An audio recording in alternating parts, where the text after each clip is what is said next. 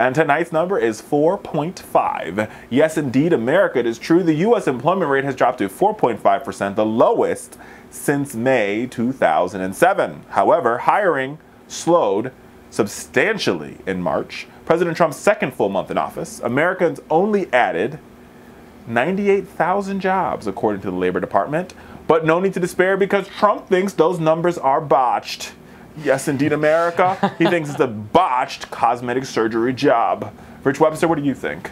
So, Donald Trump has an interesting relationship with facts and numbers, as we know. They're just alternative. So when numbers are good, he takes credit for them. And when they're bad, he either blames Barack Obama or he says that they're just straight up made up and it's, you know, it's botched. Donald Trump has previously taken credit for jobs numbers which are consistent with what Barack Obama was putting up on a monthly basis, you know, for the last couple years of his presidency. And I mean, this has happened more than once over history where Democrats actually hand off the country in pretty great shape to Republicans. They then take credit for, you know, the economic policies and the job creation that Democrats do, and then they run the country into the ground. And then new Democrat comes in with huge, you know, huge government spending, high unemployment, and they're like, look at these Democrats, they're ruining the country. Week one, Barack Obama, this country's terrible. And I mean, here's the thing, we've already known all along, when Trump says make America great again, he means if you're rich, you're going to become richer. And that's what this job reports show. Megan Green, who's the chief economist at Mu Life Mutual Fund, says what we saw from this past job report is huge. There were some raises, so there was an increase in wages, but those wages usually went to the boss, while the worker bees, not so much. So the you and I's of the world, we're not seeing this money. The money is going to the Jamie Dimons and, you know, the Robert Murrays or the Bob Murrays, what's his name? He's a coal tycoon, right? That's where the money's going. The money's not going to the you and I's, which is anatomically opposed to who Trump is supposed to be for, which is why you sort of see, if you play this all out, right? When you look at the past two special elections that we've seen, you have the special election in Kansas, and you have a special election this week in Georgia, the Georgia 6th, the Kansas 4th.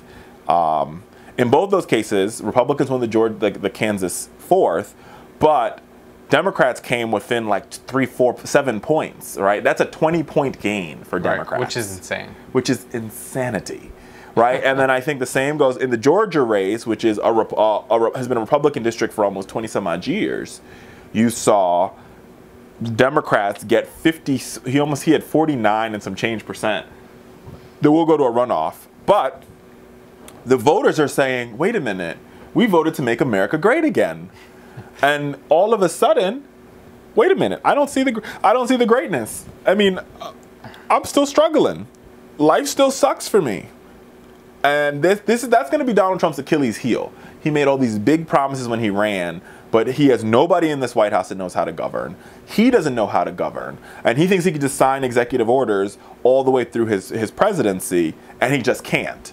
And so these job numbers, while they're going lower, and most of the main reason why these numbers are going low is because of the 8 years of work that Barack Obama did to get the economy back on track. Yep. So don't let Donald Trump fool you. You can't have your cake and eat it too. You can't blame Obama for all the problems, but not say, oh, Obama, that's all Obama's fault, but all the good stuff, that's me. That doesn't work that way. It doesn't work that way. In his mind, it does. Yeah, only in his little small mind with his small hands. But I mean, I think you're right about Trump's kind of, I don't know, his Achilles heel, if you will. We're going to continue to see Trump struggle with Congress. And I think this is going to be one of the things that's going to be defining over the course of his presidency, unless he basically outsources his relationship management with Congress to someone else. Well, even when he outsourced his relationship management with Congress to Mike Pence under the Affordable Health/Space Care Act, or the Accessible, whatever it's called. America Health/Space Care Act, right? What we found was they still can't get it done because for the past 8 years, Republicans haven't had the ability to, they haven't governed. And now they are literally the Republican Party is the majority party across the country. They are the majority party in the land. Yep. And it's an utter failure. Kansas, failure. Michigan, failure. I can go on, right? Maryland is only doing okay because you have a Democrat legislature. But in all these places where they have the Senate, they have the House, they have the Senate, Or they have the state houses, and they have the governor's mansion. Failure. Mississippi, governor resigns because he's sleeping with somebody, right? Yep. It's a mess. And now Washington, a mess. And what we should be preparing ourselves for is that we are days away from a government shutdown.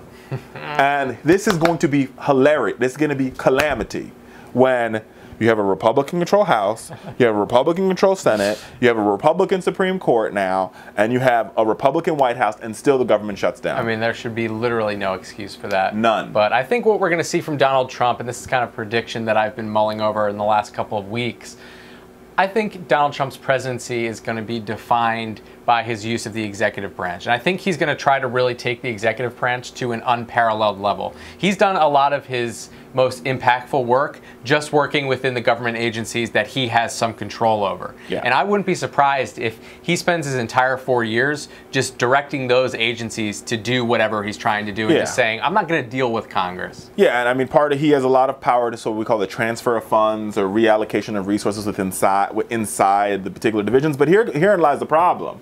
The problem is from some of his major campaign promises, i.e. building a wall, i.e., repealing repealing health care, tax reform. All that stuff requires congressional action. Right. And there is the caucus, the Republican House Conference, it's not a caucus, it's a conference, is a mess. Paul Ryan is inept in leadership, and everybody knows once it gets to the United States Senate, it's game over because there's the 5 moderates, Heller, Capito, Lisa Murkowski, Susan Collins, and Rob Portman, who are like, listen, we have tough re-elections, and our states are not as crazy as the rest of these people. So you have those people who are like, we're not having it. Right. And so he's going to have a problem there. He hasn't had a battle in the Senate quite yet. The only battle he's really had in the Senate was over Neil Gorsuch. And the Republicans, they just changed the rules. They moved the goalpost. It's not like they really no, we don't really need So they won the battle, yes, but they won the battle because they moved the touchdown. They literally moved the end zone like 50 yards closer. We're like, instead of running the ball up the field, we're just going to move the end zone closer so we can take less steps to get there.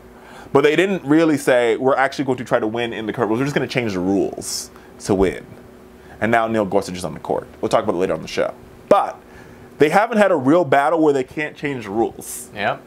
That's the truth. And seeing where Trump kind of manages to work with Congress is going to be really weird.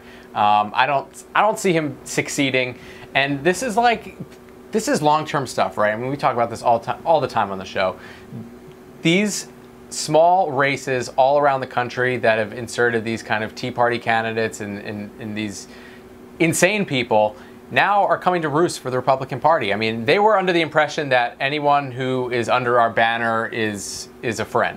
And all of a sudden, you actually have like 3 mini parties inside one big party, and they're actually their values are way different. Oh yeah, and I mean you have all these members that are in different places. Because the 30 members of the Freedom Caucus are like, listen, we believe toasters fly, and we're going to vote no. And we're going to vote no on everything because that's what we've done for the past. Toaster bill. And that's what we've done for the past 8 years. We don't know how to vote yes. We've never voted yes before. We've only voted yes when we knew the president was going to veto.